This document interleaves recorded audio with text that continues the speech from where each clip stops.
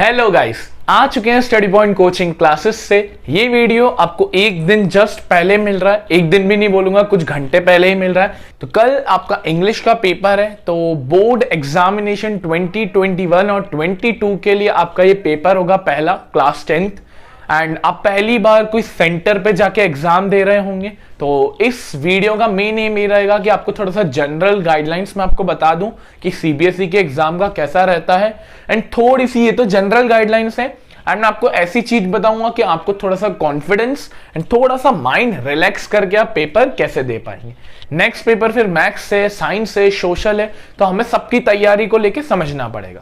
आपका ये पेपर एक महीना चल रहे हैं, कल 27 से 25 मई तक ये पेपर्स चलेंगे, तो इंपॉर्टेंट है। तो पहली कुछ जनरल गाइडलाइंस की बात कर लेते हैं सीबीएसई के एंड पे। तो सबसे पहला कि fill the entries carefully.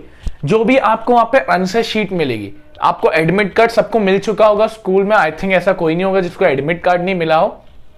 Admit card आपको मिल गया, उसके ऊपर रोल नंबर होगा। एडमिट कार्ड को लेके जाना अपने साथ, स्कूल आईडी आपको लेके जानी है, एक मैंने लिख भी रखा है, school ID, admit card, water bottle, transparent compass box, ये सारी चीजें आपको साथ में कैरी करनी है। एंड अपनी स्कूल यूनिफॉर्म में आप जाइए, एंड वहां पर जो एंट्रीज होगी आंसर शीट में वो इंपॉर्टेंटली धीरे धीरे भरिए। वहां पर आपको इनफ 15-20 मिनट टाइम रहता है एंट्रीज को फिल करने के लिए। वहां के जो इन्वेजिलेटर्स है वो भी आपको ये बताएंगे कि क्या क्या और कैसे एंट्रीज को फिल करना है। तो आई थिंक वो आपको दिक्कत नहीं होगी, बस थोड़ा सा केयरफुली और ध्यान से भरिएगा। एंड फिर आपको एग्जाम हॉल में 30 मिनट पहले पहुंच जाना है बच्चों। जहां पर भी आपका एग्जाम सेंटर है, हो सकता है किसी का दूर हो सकता है किसी का पास हो, तो एज एन सेफ साइड पे 20-25-30 मिनट का बफर रखिए ताकि आप पहले पहुंचिए। आपको अपना रूम ढूंढना पड़ेगा, रोल नंबर वहां पे शीट लगी रहेगी कि ये रोल नंबर यहां पर है। आपको अपनी बेंच ढूंढ के आपको सेटल होना पड़ेगा, तो उसमें भी 10-15 मिनट आराम से जाएंगे।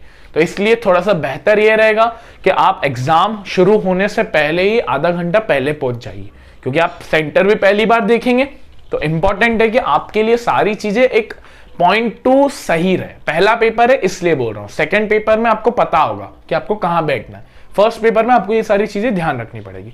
थर्ड चीज, आपका जो सेंटर नंबर है वो केयरफुली लिखेंगे बच्चों।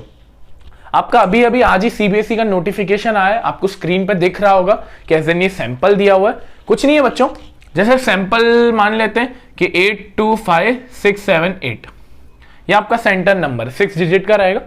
तो आपको बस ये नंबर लिखना है, वहां पर आपके एडमिट कार्ड में लिखा ही होगा, कोई नई चीज बता नहीं रहा हूं मैं। उस एडमिट कार्ड का जो सेंटर नंबर है वहां पर आपको प्रॉपरली, जैसे आप गोले भरते हैं ना, जिसको हम ओएमआर शीट कहते हैं, तो वो आपको इस नंबर में भरना है। जो भी आपका सेंटर नंबर होगा वहां पर आपको ये भरना है। तो ये एक इंपॉर्टेंट गाइडलाइन है जो सीबीएसई ने बता रखी है। अब हम ये देखते हैं कि आपको मोटिवेटेड कैसे फील होना है, और आप हर एग्जाम से पहले क्या कुछ ऐसा कर सकते हैं जिससे आपको थोड़ा सा माइंड रिलैक्स हो और आपकी जनरल टिप्स के आपका स्कोर बढ़ जाए, ताकि आपका प्रेजेंटेशन अच्छा हो जाए। वो देखते हैं। चलिए बात करते हैं कुछ जनरल टिप्स की। बच्चों ये बहुत बेसिक सी टिप्स है, आपको कोई भी बता देता है, बट बच्चों की ये मेंटेलिटी रहती है कि ये तो फॉलो करे नहीं करे, बट आपकी इच्छा है ये फॉलो करना है या नहीं करना है। देखिए, कुछ पहली ट्रिप है कि फॉलो द सीक्वेंस।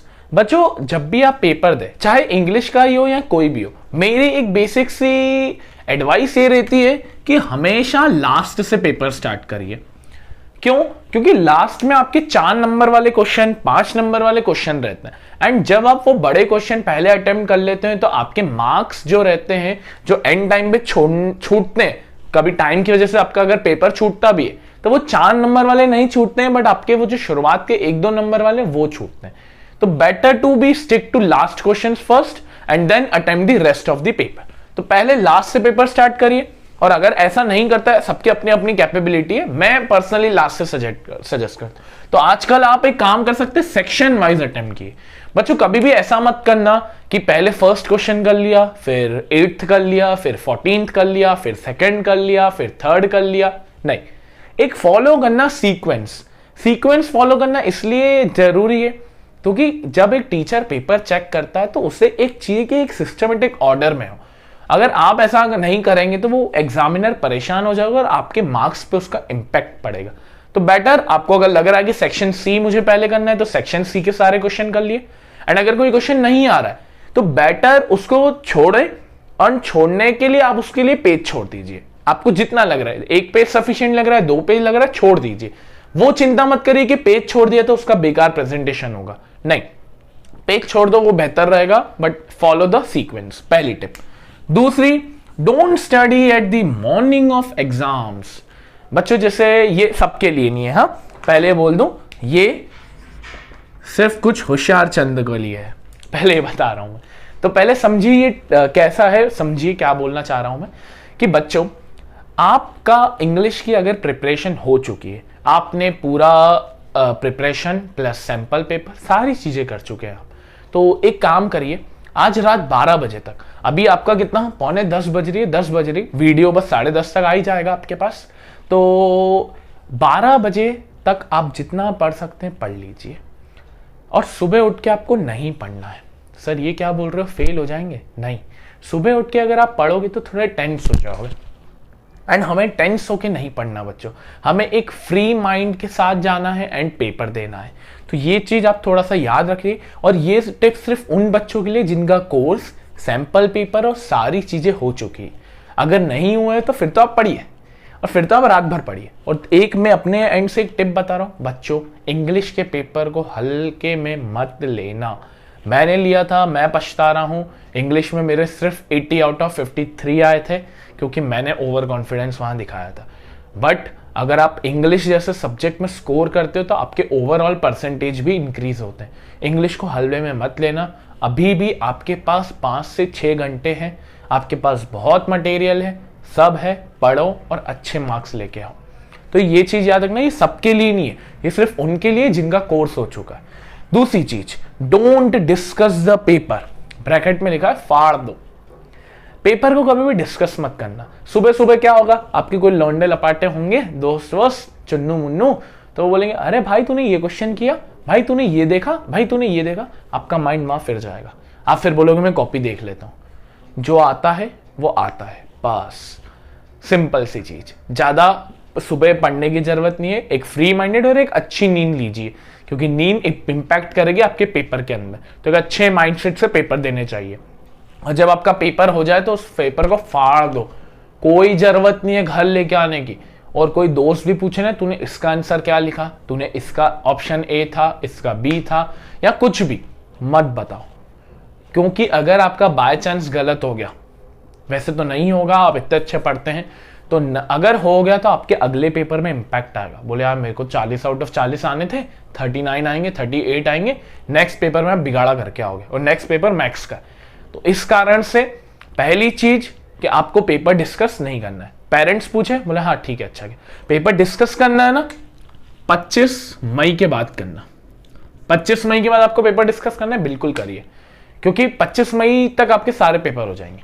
और पेपर डिस्कस करने का मतलब नहीं रहेगा आपका पेपर हो चुका है, अब आप कुछ नहीं कर सकते, अब आपको मार्क्स पे आपको घंटा फर्क नहीं कर सकते, आप जो लिख के आओ उसी के मार्क्स मिलेंगे, सिंपल सी चीज। तो पहला सीक्वेंस फॉलो करेंगे, दूसरा सुबह नहीं पढ़ेंगे अगर वही जिन के लिए जो पढ़ चुके हैं पहले से, तीसरा पेपर को डिस्कस नहीं करेंगे। चौथी टिप, मार्क्स सबके 40 आएंगे, ये अपने पे भरोसा रखना बच्चों, सबका 10th सीबीएसई का पेपर अच्छा जाएगा। ये मैं बोल रहा हूं, ये फैक्ट है, ये कोई चेंज नहीं कर सकता कि आपके 40 आउट ऑफ 40 आ रहे होंगे कल के पेपर में। ये चीज याद रखना, क्योंकि आप सबने बहुत मेहनत करी है, एंड आप कोविड वाली बैच हो जिन्होंने स्ट्रगल करके इस एजुकेशन को पाया है। तो आपके सबके 40 आउट ऑफ 40 आएंगे, कोई डरने की बात नहीं है, सब भगवान है, आपने जितनी मेहनत करी आपको उस अकॉर्डिंग ही मार्क्स मिलेंगे। जब तक आप अपना पेपर नहीं छोड़ के आओगे तब तक आपके 40 आएंगे ही आएंगे। पेपर छोड़ोगे तो 40 नहीं आएंगे, बट पेपर नहीं छोड़ोगे, पेपर पूरा अटेम्प्ट करोगे, 40 आउट ऑफ 40 मिलेंगे, एंड आप लोग 95% अबव स्कोर करोगे। ये अपने पे कॉन्फिडेंस रखना, ये अपने पे बिलीफ रखना। लास्टली सिर्फ इतना ही बोलूंगा, ऑल द बेस्ट, सब भगवान करेंगे। आपने जितनी मेहनत कर ली। स्वयं भगवान श्री कृष्ण ने भी गीता में बोला है, कर्म वंदे कारस्ते मां फलेषु कदाचना मां कर्म फले भूर्ति। तो ये एक जो श्लोक है कि कर्म करते जा, फल की चिंता मत कर। आपने मेहनत कर ली है, अब आपको सिर्फ अपना पेपर अटेम्प्ट करना है, उसके रिजल्ट के बारे में नहीं सोचना। जो होगा अच्छा होगा, हमने मेहनत करी है, अच्छा होगा।